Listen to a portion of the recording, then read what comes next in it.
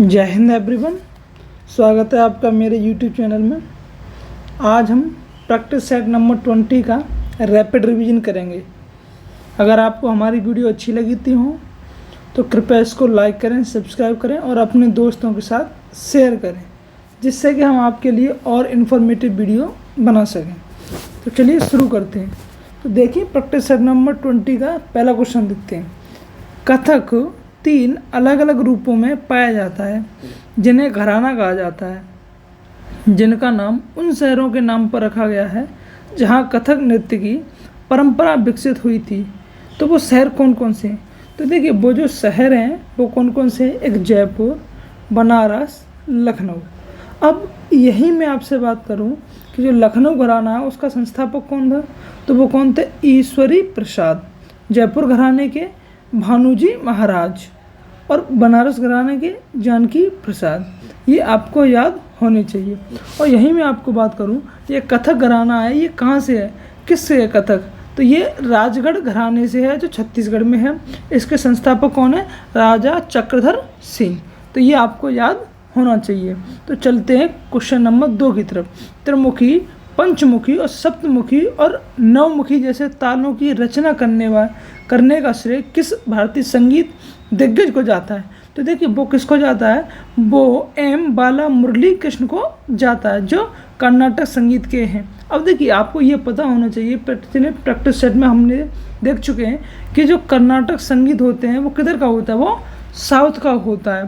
तो अब इसके जो कर्नाटक संगीत के जनक कौन है? वो पुरंदर दास हैं। अब यही मैं आपसे बात करूं, पंडित जसराज, वो मेवाती घराना के हैं और इन्हीं के नाम पर इंटरनेशनल खगोल संघ ने 2006 में एक हीन ग्रह का नाम भी इन्हीं के नाम पर रखा था। और मैं बात करूं बड़े गुलाम अली खान, ये पटियाला घराने के हैं। अब बात करते हैं अगले क्वेश्चन की ओर। नृत्यांगना युगल कमलेरी और नलिनी अस्थाना, कमलिनी अस्थाना और नलिनी अस्थाना को 2022 में पद्मश्री से सम्मानित किया गया। वे नृत्य शैली के लिए प्रसिद्ध है। तो वो किस नृत्य शैली के लिए प्रसिद्ध है? तो वो किसके लिए है? वो कथक के लिए है। अब देखिए, अब मैं यही बात करता हूँ अन्य, जैसे भरतनाट्यम के लिए तंजावुर चौकड़ी, ये किसके लिए है? ये भरतनाट्यम के लिए फेमस है। अब देखिए, जो तंजावुर चौकड़ी हैं वो चेन्नई, पोन्नई, बड़वेलू और शिवानंदन भी किससे हैं? वो यहीं से हैं। अब भरतनाट्यम की जो एक युगल जोड़ी है वो कौन सी है? वो काफ़ी फेमस है, बीपी धनंजयम और शांता धनंजयम। ये आपको याद होनी चाहिए। और कुचिपुड़ी की युगल जोड़ी कौन सी है? राधा रेड्डी और राजा रेड्डी। ये आपको याद होना चाहिए, क्योंकि युगल जोड़ी आप पूछ लेता है कभी कभी। अब मैं बात करता हूँ अगले क्वेश्चन की ओर। विदुषी शरण रानी किस वाद्य यंत्र के लिए प्रसिद्ध हैं? तो वो किसके लिए हैं? सरोद के लिए प्रसिद्ध हैं। और जो विदुषी शरण रानी हैं वो पहली महिला हैं जो सरोद वादक हैं।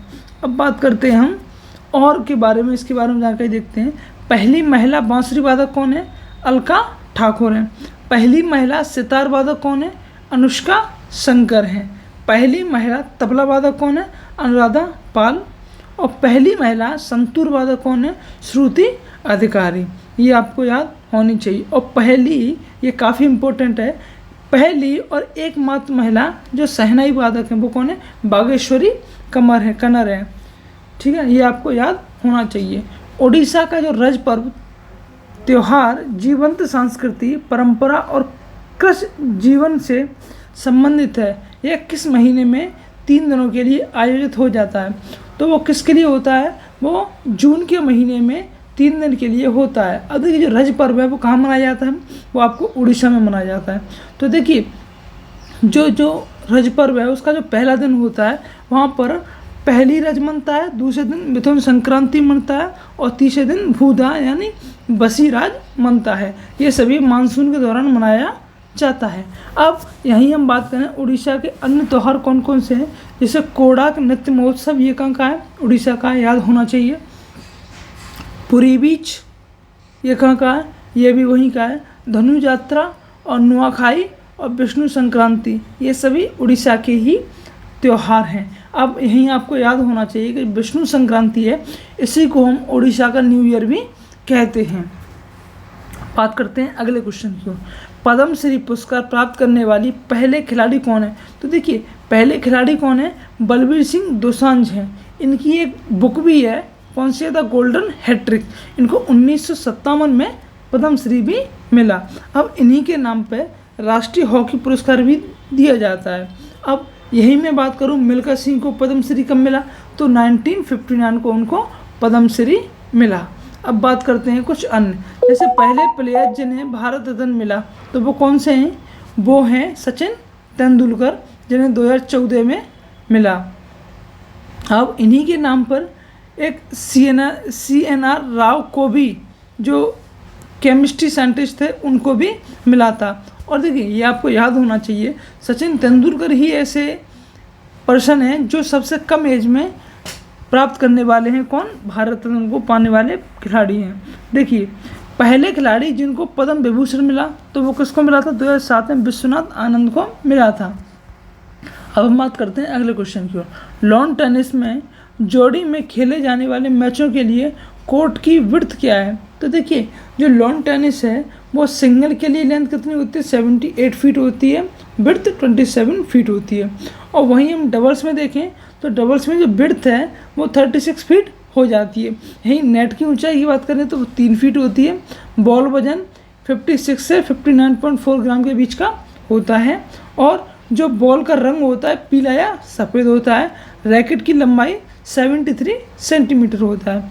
और ये आपको एक याद होना चाहिए, कभी भी क्वेश्चन में फीट की जगह मीटर में भी दे देता है। तो यानी 1 मीटर बराबर क्या होता है? 3.31 फीट होता है। अब हम बात करते हैं अगले क्वेश्चन की ओर।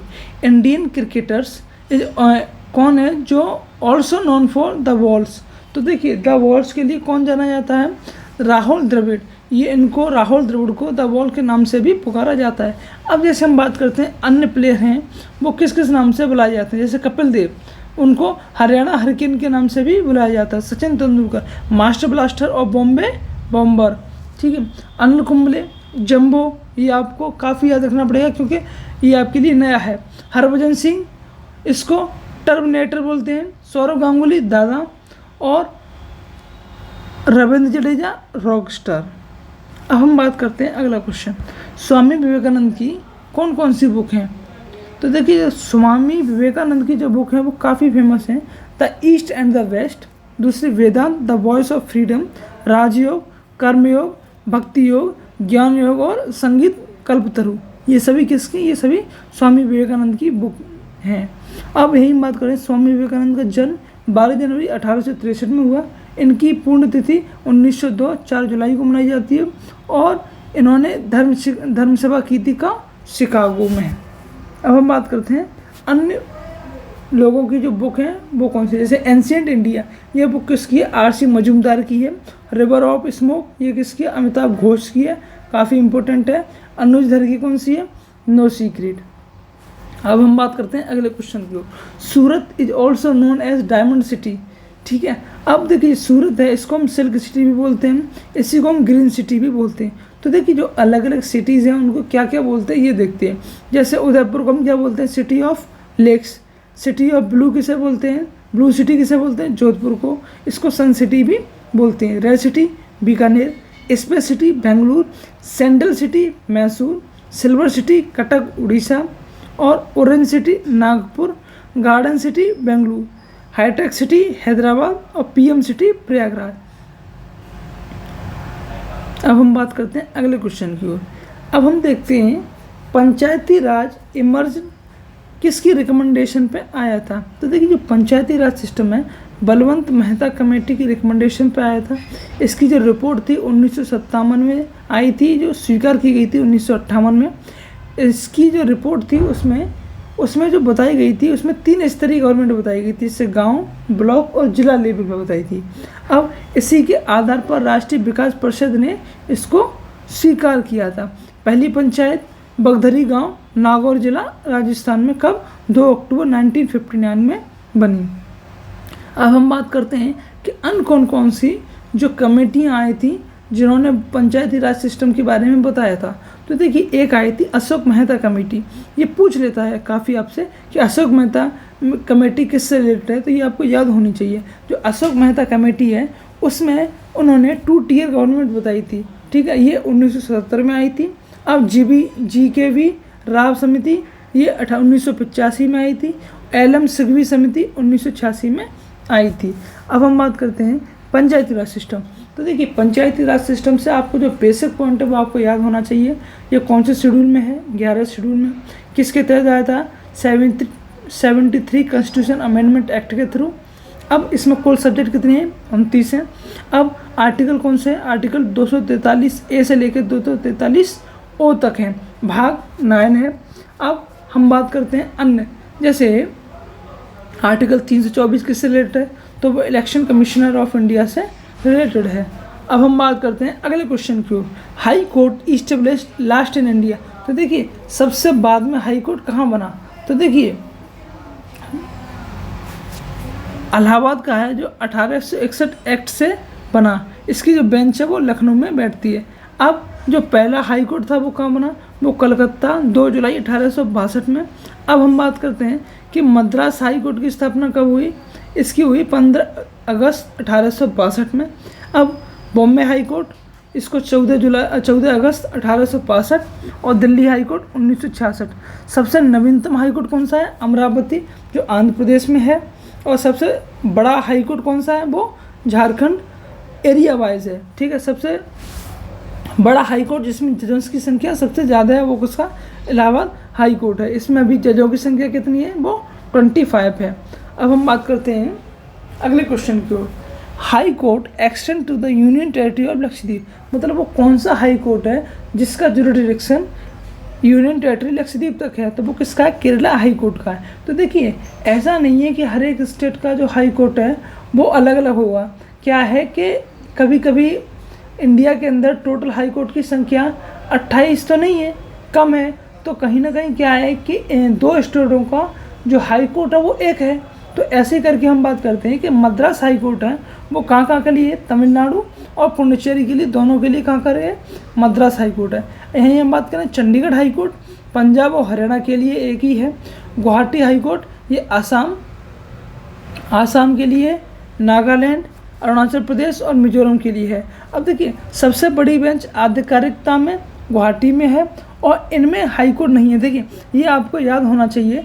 आपसे ऑप्शन में पूछ लेता है कि नागालैंड में हाई कोर्ट है? तो नागालैंड, अरुणाचल प्रदेश और मिजोरम इनमें हाई कोर्ट नहीं है।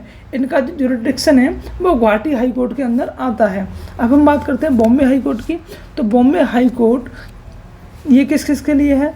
ये महाराष्ट्र, गोवा, दमन एंड दादर के लिए है। अब हम बात करते हैं कोलकाता हाई कोर्ट, ये अंडमान निकोबार एंड वेस्ट बंगाल के लिए है। अब हम बात करते हैं अगले क्वेश्चन की ओर। भारत में जजिया कर सर्वप्रथम किस शासक ने लगाया? तो वो किसने लगाया था? मोहम्मद बिन कासिम में, जो सिंध क्षेत्र में था। अब हम बात करते हैं कश्मीर में जजिया ऐबक ने लगाया। ब्राह्मणों पर जजिया फिरोज शाह तुगलक ने लगाया। और जजिया को ख़त्म किसने किया था? 1564 में अकबर ने ख़त्म किया। और ये दोबारा फिर शुरू कर दिया था किसने? औरंगजेब ने। और जजिया को जड़ से ख़त्म करने वाला कौन था? जहांगीर शाह 1712 में। अब हम बात करते हैं अरब आक्रमण की।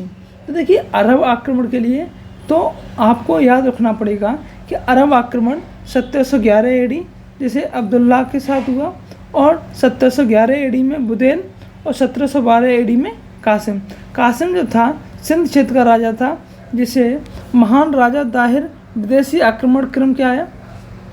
देखिए जो 1712 एडी में कासिम था, यह पहला आक्रमण जो सफल हुआ था। देखिए जो अरब आक्रमण थे उन्होंने 2 आक्रमण किए थे। एक अब्दुल्ला था तब किया था, और दूसरी 1711 एडी में बुदैन, और तीसरा 1712 एडी कासिम। इसमें जो सफल था वो कौन सा था? वो था कासिम वाला, जो पहला सफल हुआ था। अब जो विदेशी आक्रमण क्रम था उनको हम देखते हैं। तो देखिए सबसे पहले क्या था? ईरानी आए थे, हकानमी साम्राज्य थे, फिर यूरोपीय, फिर इंडो ग्रीक, फिर शक, फिर पल्लव, कुषाण, फिर अरब और तुर्की आए थे।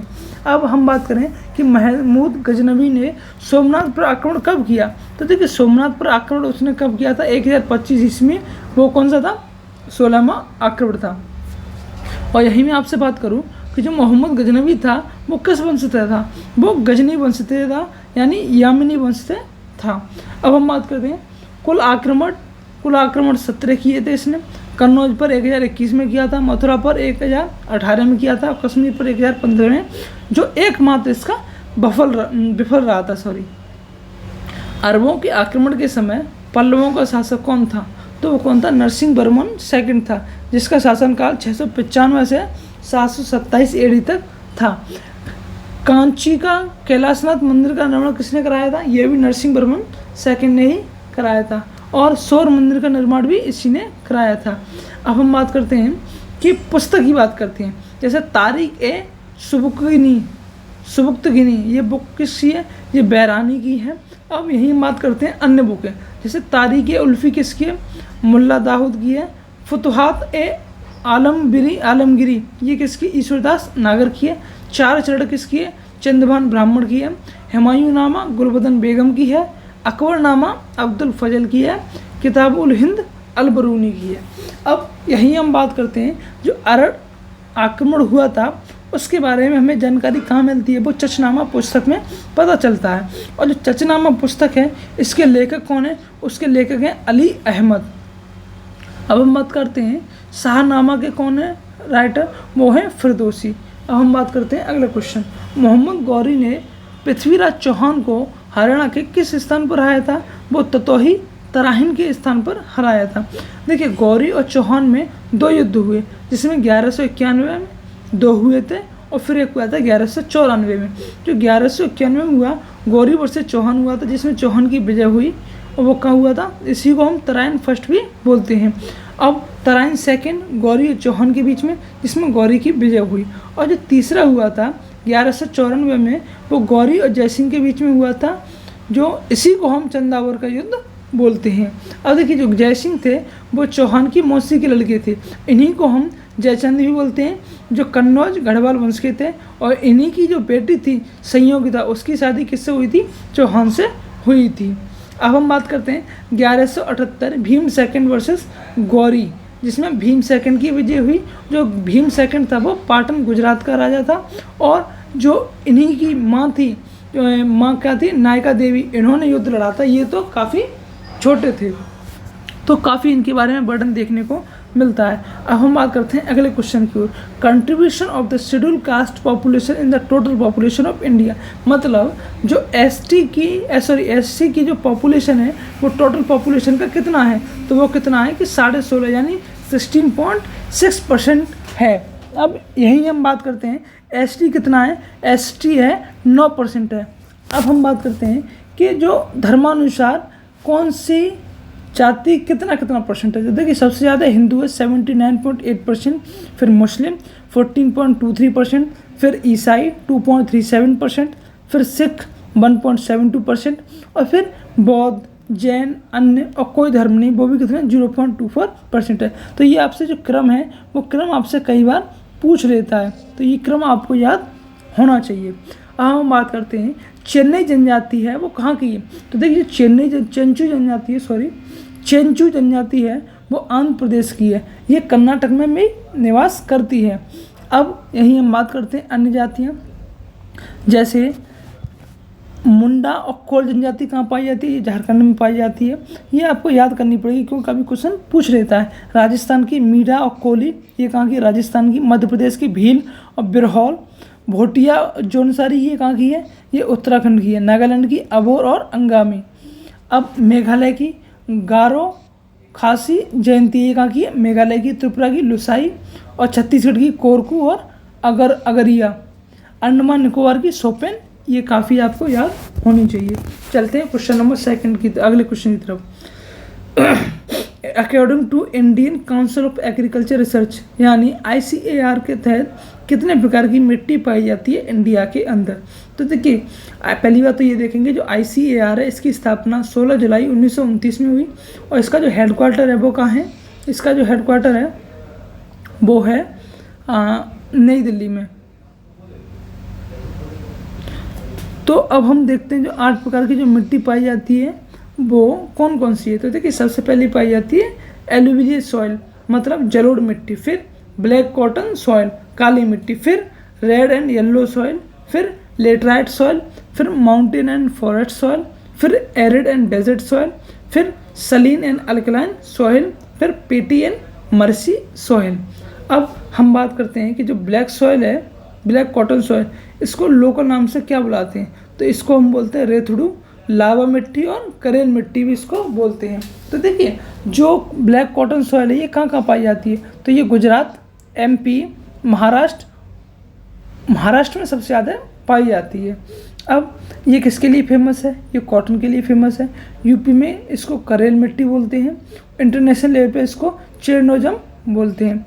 और इसके अन्य कौन कौन से, यहाँ पर क्या क्या होता है इस मिट्टी में? तिलहन, बाजरा, अलसी और तम्बाकू की जो खेती होती है वो लोग ब्लैक कॉटन सॉइल के लिए काफ़ी फेमस होती है। अब हम बात करते हैं अगले क्वेश्चन की ओर, most ideal soil for the paddy cultivation. तो देखिए जो पैडी के लिए कौन सी सॉइल सबसे ज़्यादा बेहतर होती है? वो होती है एलुवियल सॉइल। सबसे ज़्यादा क्षेत्रफल है इसका कितना? 43% है। फिर रेड सॉइल 18% है पाई जाती है। फिर काली सॉइल 15% पाई जाती है।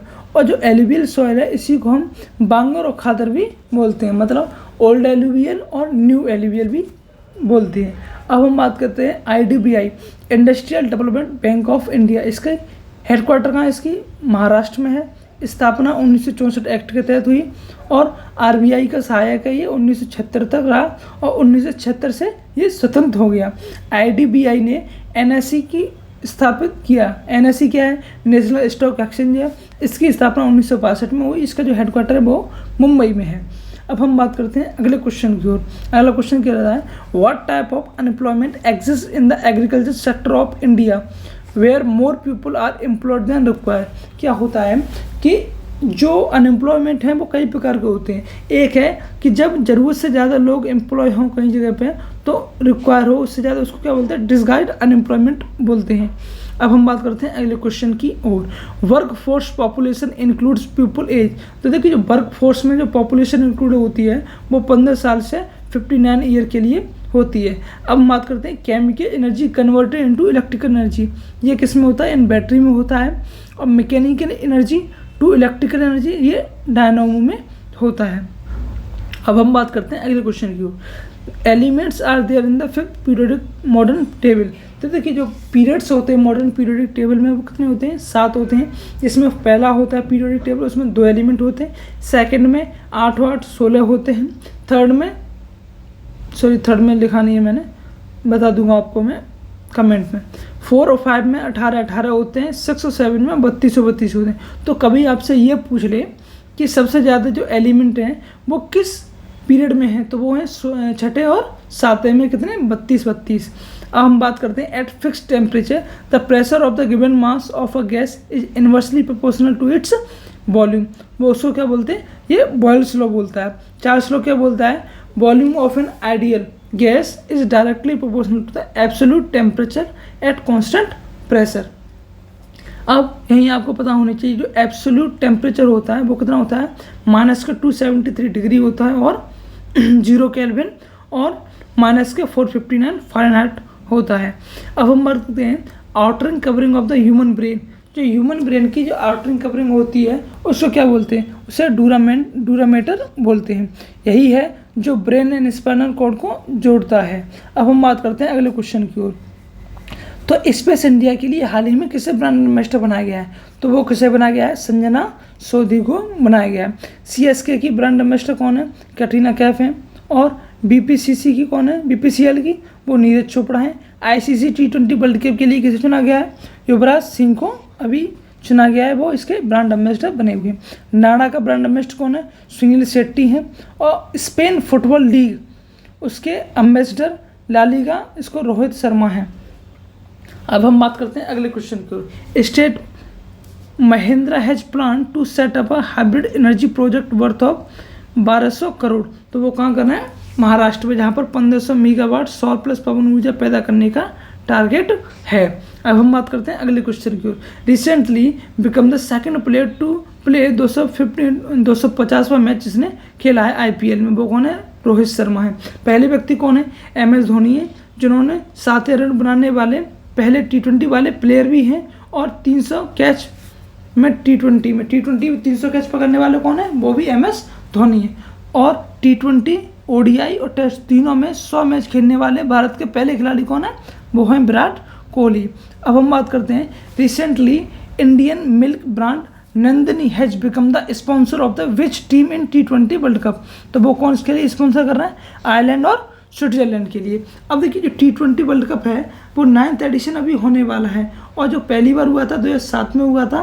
इसके आयोजक यूएसए प्लस वेस्ट इंडीज़ हैं अभी के, और पहला मैच यूएसए और कनाडा के बीच में होने वाला है, जिसमें कुल टीम 20 है और कुल मैच 55 होने वाले हैं। जो T20 वर्ल्ड कप 2026 का होने वाला है वो कहाँ होने वाला है? इंडिया और श्रीलंका में होगा। और पहली बार श्रीलंका में कब हुआ था? 2012 में हुआ था, और इंडिया में पहली बार हुआ था 2016 में। अगर वीडियो आपको अच्छी लगती हो तो लाइक करें एंड शेयर करें। Thank you.